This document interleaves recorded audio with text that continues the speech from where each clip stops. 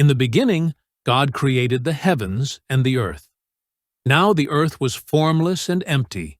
Darkness was over the surface of the deep, and the Spirit of God was hovering over the waters. And God said, "Let there be light," and there was light. God saw that the light was good, and He separated the light from the darkness. God called the light day, and the darkness He called night. And there was evening, and there was morning, the first day. And God said, "Let there be a vault between the waters to separate water from water."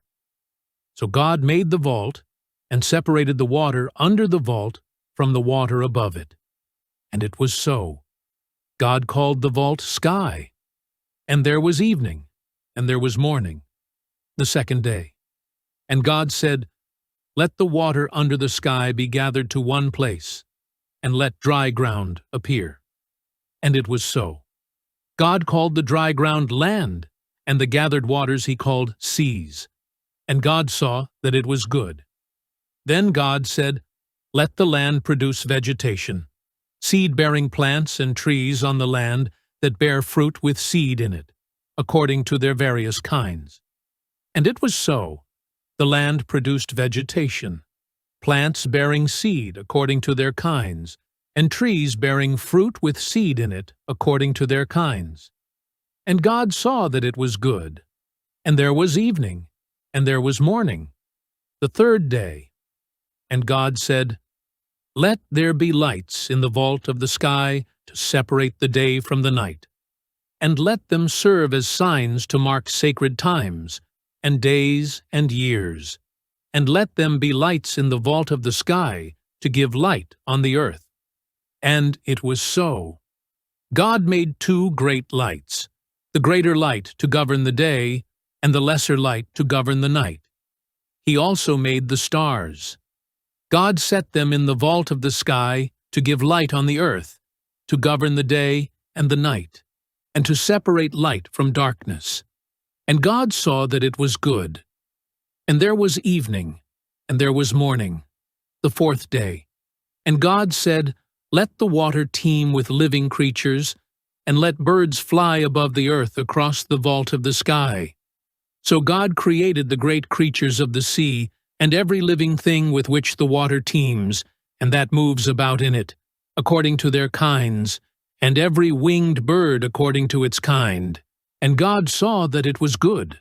God blessed them and said, "Be fruitful and increase in number, and fill the water in the seas, and let the birds increase on the earth." And there was evening, and there was morning, the fifth day. And God said, "Let the land produce living creatures according to their kinds, the livestock, the creatures that move along the ground, and the wild animals, each according to its kind." And it was so. God made the wild animals according to their kinds, the livestock according to their kinds, and all the creatures that move along the ground according to their kinds. And God saw that it was good. Then God said, "Let us make mankind in our image, in our likeness, so that they may rule over the fish in the sea, and the birds in the sky, over the livestock and all the wild animals, and over all the creatures that move along the ground." So God created mankind in His own image. In the image of God He created them. Male and female He created them. God blessed them and said to them, "Be fruitful and increase in number. Fill the earth and subdue it.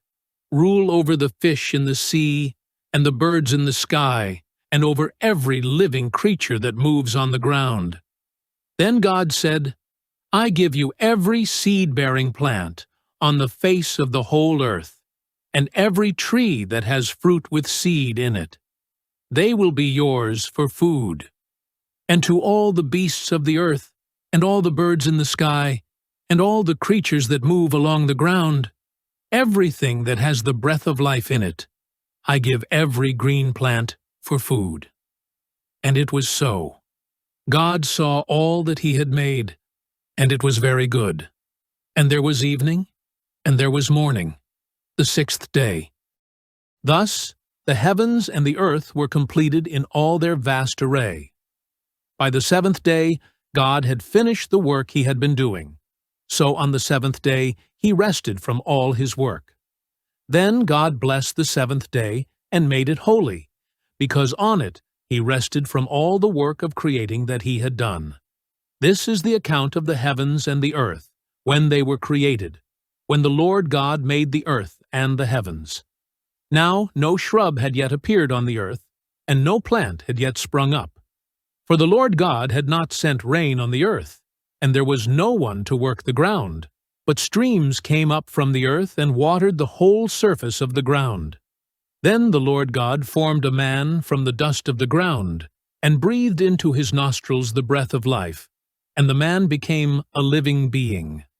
Now the Lord God had planted a garden in the east, in Eden, and there he put the man he had formed. The Lord God made all kinds of trees grow out of the ground, trees that were pleasing to the eye and good for food. In the middle of the garden were the tree of life, and the tree of the knowledge of good and evil. A river watering the garden flowed from Eden. From there it was separated into 4 headwaters. The name of the first is the Pishon. It winds through the entire land of Havilah, where there is gold. The gold of that land is good. Aromatic resin and onyx are also there. The name of the second river is the Gihon. It winds through the entire land of Cush. The name of the third river is the Tigris. It runs along the east side of Ashur. And the fourth river is the Euphrates. The Lord God took the man and put him in the Garden of Eden to work it and take care of it. And the Lord God commanded the man, "You are free to eat from any tree in the garden, but you must not eat from the tree of the knowledge of good and evil, for when you eat from it, you will certainly die." The Lord God said, "It is not good for the man to be alone. I will make a helper suitable for him." Now the Lord God had formed out of the ground all the wild animals and all the birds in the sky. He brought them to the man to see what he would name them. And whatever the man called each living creature, that was its name. So the man gave names to all the livestock, the birds in the sky, and all the wild animals. But for Adam no suitable helper was found. So the Lord God caused the man to fall into a deep sleep. And while he was sleeping, he took one of the man's ribs, and then closed up the place with flesh. Then the Lord God made a woman from the rib he had taken out of the man, and he brought her to the man. The man said, "This is now bone of my bones and flesh of my flesh. She shall be called woman, for she was taken out of man. That is why a man leaves his father and mother and is united to his wife, and they become one flesh." Adam and his wife were both naked, and they felt no shame. Now the serpent was more crafty than any of the wild animals the Lord God had made. He said to the woman, "Did God really say, 'You must not eat from any tree in the garden'?"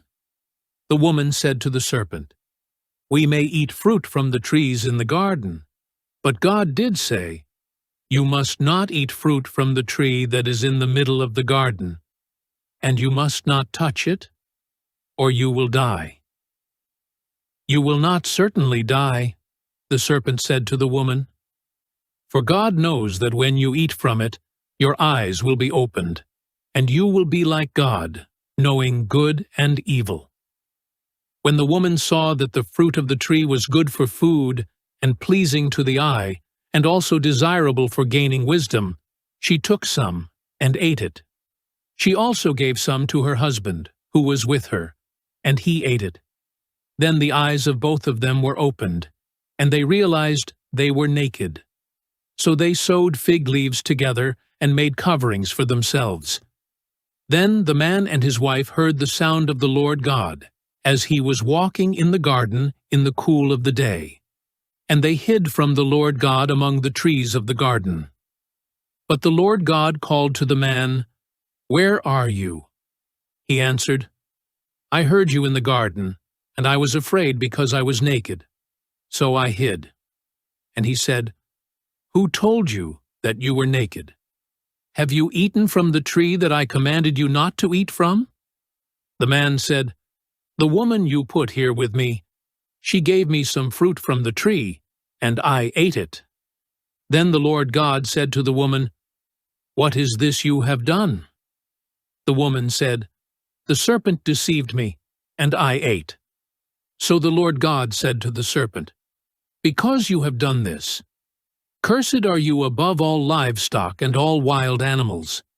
You will crawl on your belly, and you will eat dust all the days of your life. And I will put enmity between you and the woman, and between your offspring and hers. He will crush your head, and you will strike his heel."